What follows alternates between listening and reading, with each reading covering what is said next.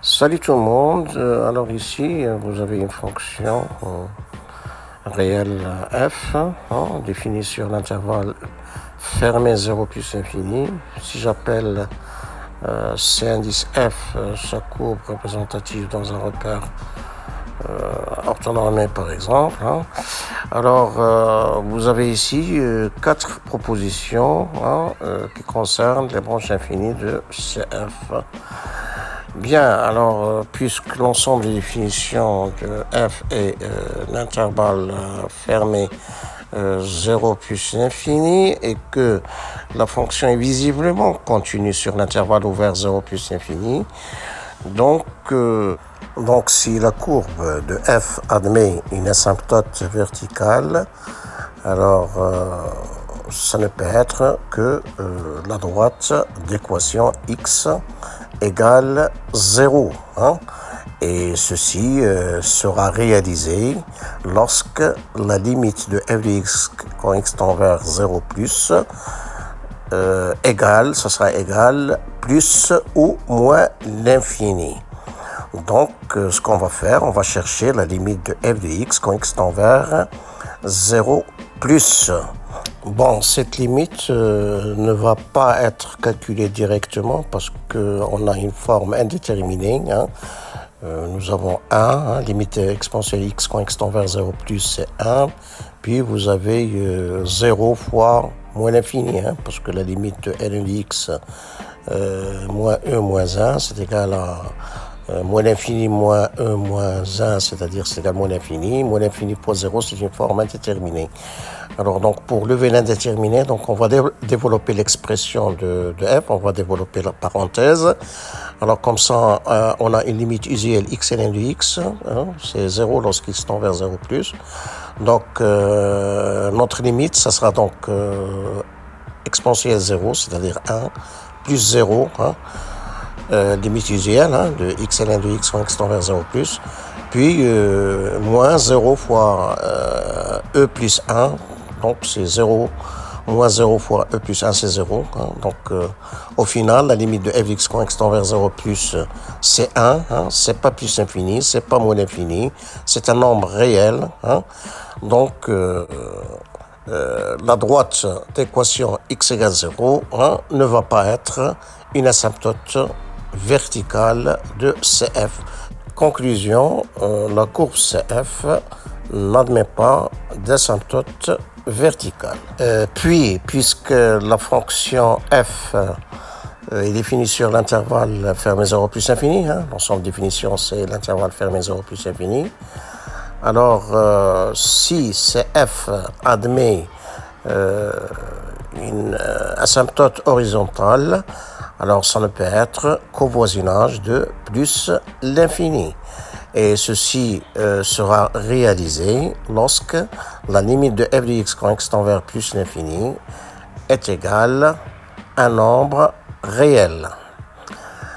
Alors, on va chercher donc la limite de f de x quand x tend vers plus l'infini. Alors, donc ici, on peut calculer la limite directement, puisque la limite exponentielle x quand x tend vers plus l'infini, c'est plus l'infini. Et la limite de x quand x tend vers plus l'infini, bien sûr, c'est plus l'infini. Et limite de ln de x moins e moins 1, c'est égal aussi à plus l'infini, parce que plus l'infini moins e moins 1, c'est plus l'infini.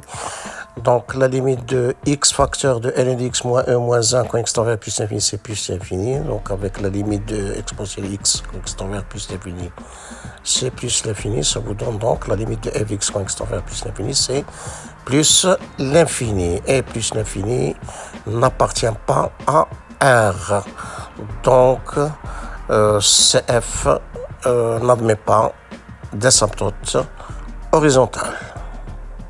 Ensuite, alors là aussi, puisque l'ensemble de définition de la fonction f est l'intervalle fermé 0 plus infini, alors si CF admet une branche parabolique de direction l'un des axes de coordonnées, alors ça ne peut être covoisinage de plus l'infini. Alors, nous avons déjà vu que la limite de f de x quand x tend vers plus l'infini, c'est égal à plus l'infini. Donc, il reste à examiner la limite de f de x sur x quand x tend vers plus l'infini, égale plus ou moins l'infini, hein, pour que CF admette une branche parabolique de direction l'axe des ordonnées, ou limite de f de x sur x quand x tend vers plus l'infini égale 0 pour que CF admette une branche parabolique de direction l'axe des abscisses. Alors, or, la limite de f de x sur x quand x tend vers plus l'infini, alors ça se calcule facilement. Hein. Alors, donc, l'expression de f de x, on prend l'expression de f de x sur x, sur x, donc on sépare exponentielle x sur x, d'accord, c'est une limite remarquable, sa limite en plus l'infini c'est plus l'infini, et puis la parenthèse, hein, après avoir simplifié par x, il vous reste la parenthèse ln de x moins e moins 1, nous avons vu tout à l'heure que c'est égal à plus l'infini. Donc plus l'infini, c'est plus l'infini. Donc la limite de f de x sur x quand x tend vers plus l'infini égale plus l'infini. Et par suite, CF admet une branche parabolique de direction l'axe des ordonnées. Et par conséquent, la proposition correcte, c'est la proposition C. Et il faut cocher C. Bon, ici, j'attire votre attention que beaucoup d'élèves commettent l'erreur suivante. Alors, ils pensent que si f est défini en un point de R, hein, c'est-à-dire si petit a appartient à l'ensemble des définitions de f, alors la droite d'équation x égale a ne peut pas être une asymptote verticale à la courbe de f.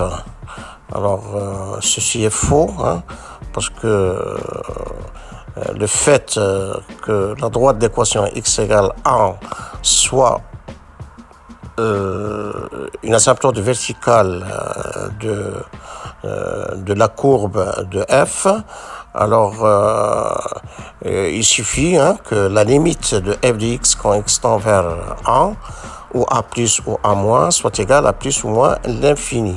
Hein? Alors, peu importe que petit a appartient ou n'appartient pas à l'ensemble de définitions de f.